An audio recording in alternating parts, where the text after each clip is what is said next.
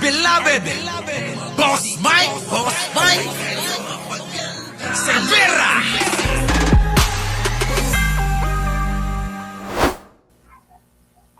Breaking news. Ayan na mga kababayan ha. Ayan na. Oh, yan ha. Oh, basahin ko ha. Breaking news. Marcoleta arestado na. Oh, nako, grabe. Ito. Bakit gano'n? Breaking news. Inaresto na ng Philippine National Police, PNP, si Senator Rodante Marcoleta. Ayan mga kababayan, no? Yan, no? Binabasa ko. Inaresto na ng Philippine National Police o PNP si Senator Rodante Marcoleta. Matapos isyuhan ng warrant of arrest ng Sandigang Bayan kaugnay ng plunder case na isinampa ng ombudsman. Saludo kami sa iyo, Boying. Oo, wag kang magpapatinag kay Martin. Kita nyo, ha? Ibang klase talaga si Manong Boying natin, oh. Kaya sino pipiliin nyo? Si Boying o si Tambaluslos? Grabe, ngayong araw, Hulyo 6.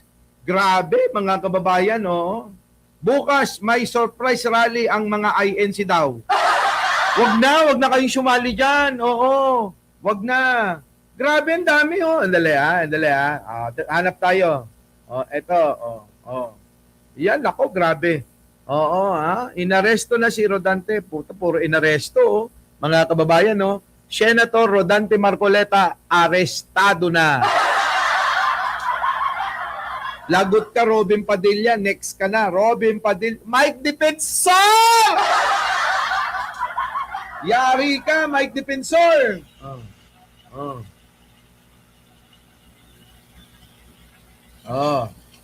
Wala bang video? Yung kinaladkad sana sa piluka? Video sana, video. Reels. Ito sa Reels. Ito na. Reels. Ayan na. Ayan na mga kababayan, Dumating na sa Sandigang Bayan si Marcoleta. Ano? Putang ina, Nako, Diyos ko.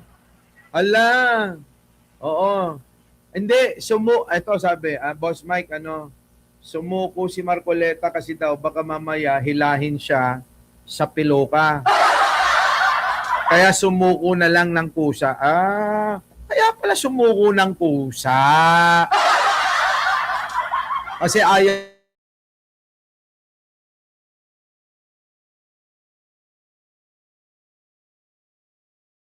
niyang di ba eto na.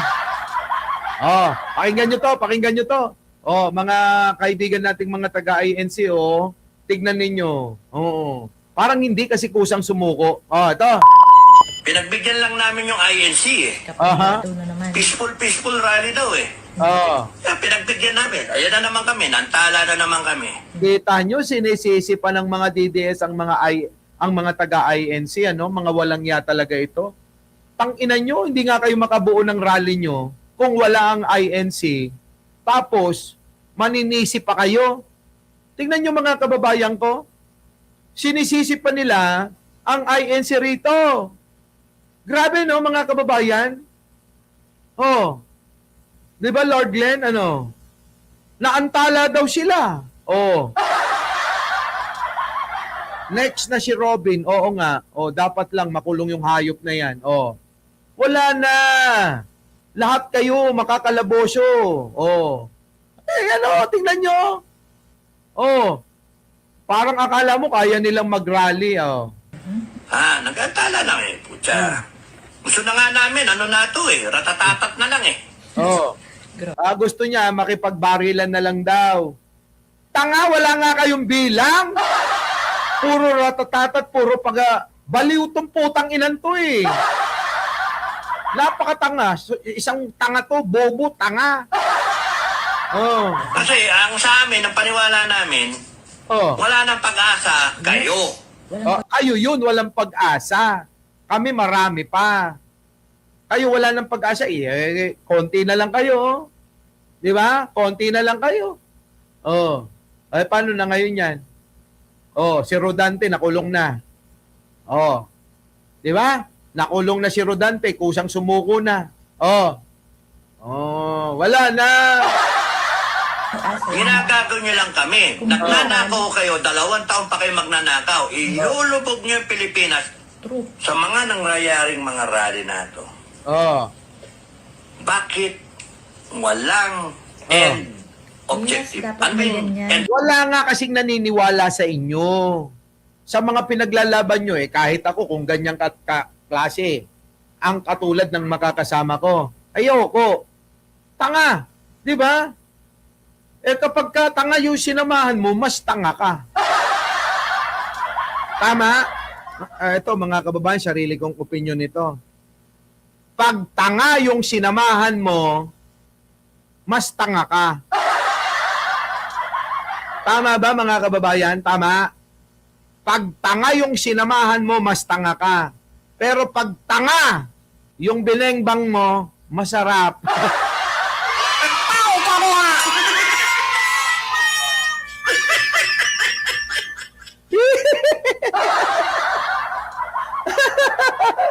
Diba? Diba? Oh, correct daw, correct. Ay, naku, ewan ko, pagkakababayan ko. Tag-ina ito, mga gago to. Mga dili.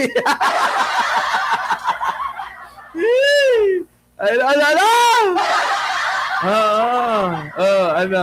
Adel Barungan, thank you naman po. O, tama na po, tama. Di ba? Walang iya kayo.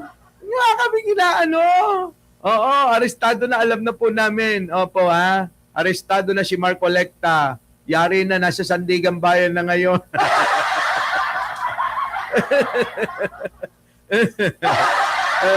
Ano yan? Mas masarap yung may Oo naman. Narinig ko lang yung una eh. Totoo!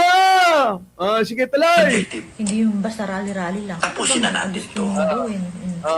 Hindi na, sabi naman nung bobong isa rin na nagbibigay ng reaction dito. Hindi pwedeng puro rally-rally lang. O ano mangyayari doon? Mga tanga kayo.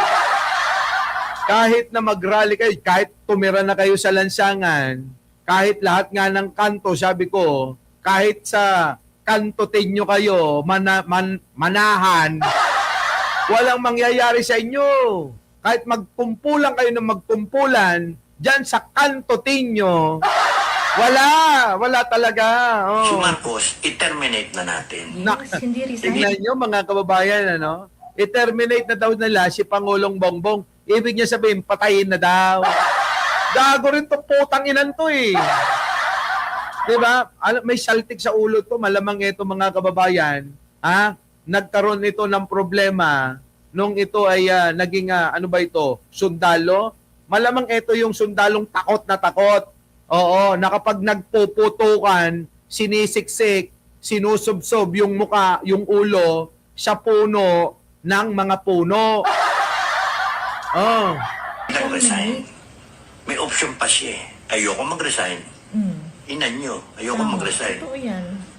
Hindi. Dapat yon terminate natin si Marcos.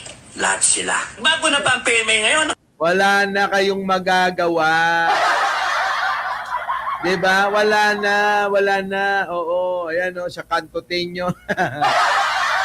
Sa may bagong baryo. Oo, doon. Sa kantotin nyo kayo magkumpol-kumpol. Wala na ito. Wala na. Puro lang ganyan. Ang inaano ko lang, pati nasasaktan ako kasi pati INC binabanatan. Nandiyan ba si Leonora Brown? Diba, Angelito Untalan, Kuya Maki, Olive Macapagal. Nandiyan ba si Si Leonora Brown. Leonora Brown, no? Tingnan mo, binabanatan kayo ng mga DDS. Pinagbigyan lang namin yung INC eh. Kapitado na naman. Peaceful rally daw eh. Kita nyo, mga kababayan, pinagbigyan lang namin yung INC, peaceful rally daw eh. Tingnan nyo mga kababayan yung banat, Pinagbigyan namin. Ayan na naman kami. Nantala na naman kami. Kita nyo, naantala daw sila dahil sa INC. Nasisisi pa ngayon ng INC ng mga DDS. Sa mga kaibigan nating taga-INC. Ayan sinisisi kayo nito. Naantala daw sila dahil sa inyo. Grabe naman. Diba, no? Mga kababayan, grabe, tingnan nyo, naantala daw sila. Nag-antala lang eh. Putya. Gusto na nga namin, ratatatat na lang eh. Kita nyo, mga kababayan ko, kasalanan pa talaga ng INC. Ewan ko. Yaan, mga kababayan, Grabe, no? Matindi, no? Ngayong araw, puntan natin ang impeachment. Ayahan na natin yan. Pasok! Go ng ebidensya. 100% raw pinaghandaan ng House Prosecution Team. Ang proseso, mga kabrigada, testigo at ebidensya, makikita umano ng taong bayan kaysa drama. Wala ka, mga kababayan ko. Eto na ngayon. Nagpahayag ang prosecution team na 100% silang handang-handa. 100% handang-handa ang team prosecution para usigin si Sara Duterte. Dito daw ay walang drama, walang mga kunyari nagdadasal. Sara, kung ikaw kanina ay padasal-dasal paking ina ka daw, dito sa kanila 100% daw na sila ay ready sa iyo para usigin ka.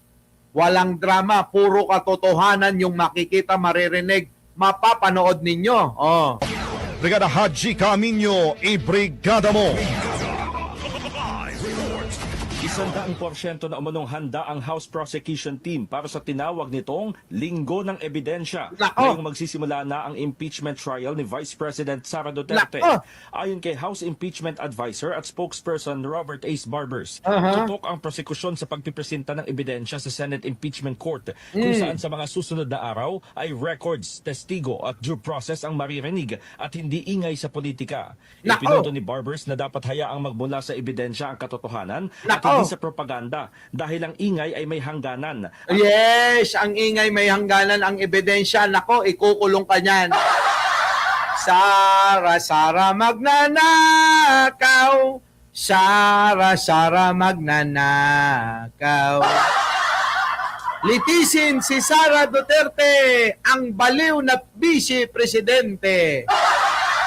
Yari ka, Sara. Yari ka rito. Delikado ka, Sara. Delikado! Mayayari na si Sara. Tignan nyo, malaki ulo, malaki mukha, walang utak. At ang proseso at ebidensya ay may araw. Binigyang diin din ni trial spokesperson Rene Luisco na ang araw na ito ay hindi na tungkol sa drama at takipan. Iginiit ni Ko na ang papel ng prosecution panel ay magpresenta ng ebidensya alinsunod sa constitutional procedures. Inirerespeto umano ng Kamara ang karapatan ng dalawang panig, kaya dapat tapusin ang proseso at huwag hadlagan. Correct. Dapat ganon, di ba? Di ba? Jeffrey Sanchez, sa mga hindi ko nabanggit, Kate, Mari, sa inyo po lahat, mga kababayan, shoutout Len De Los Santos. Dagdag ni trial spokesperson Zia Alonto Adyong, ang witness stand ay isang venue para sa sinumpaang testimonya at hindi sa political rhetoric. Alam mo, Olive Makapagal, nagba-viral pagka ganun yung mga binabanat ko kay Sara.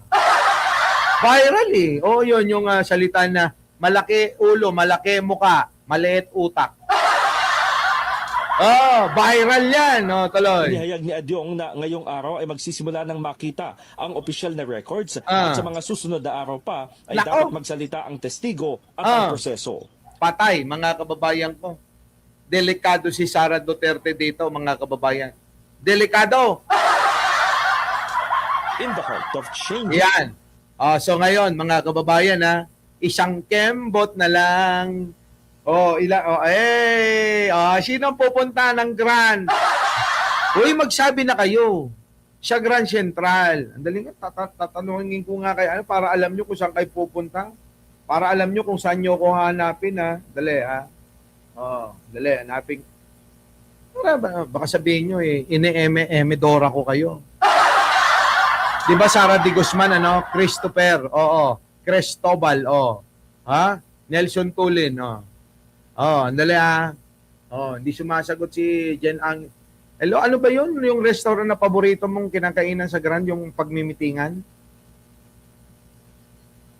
Sumonico. Yan, ha? Ulitin mo para marinig nila. Ano yun? Sumonico. Ah, Sa SM Grand, yung grill, yung sa Miupan. Hindi naman siyang gyupan yun, eh. Yung tabi. Japanese Basta yung tabi nun. Japanese yun, di ba? Oo nga, tabi lang. Basta yun na yung landmark. Yung Sumonico. Sa Sumonico. Sige. Tabi Sige. ng Sumonico. Sige. Press ko naman favorite yun. Wala kang sinabi ko. Sige. Alas 12. Alas 12, isang oras na lang, eh. Ha? Kasi mga kababayan, yung aking Kia Pride, mabilis. Oo. Pero hiramin ko muna yung bagong kotse ni Jen Angeles. Coding pala yung isa. Coding. Ha? Mga kababayan ko, coding! Nako. Ayan, mga kababayan, alas 12, alas 12. Bakit may pagpupulong? Wala. Ayaw nyo ba ako makita? Magdadala ko ng mga 5 regalo, mauna, first come, may regalo. Diba? Bahala kayo, ha? Kung sino lang may gusto. Kung sino lang may gusto. Baka hindi kayo pumunta, ha? Boss Mike, paalis na ako dito. Ang layo mo naman! Mag-angkas ka para mabilis.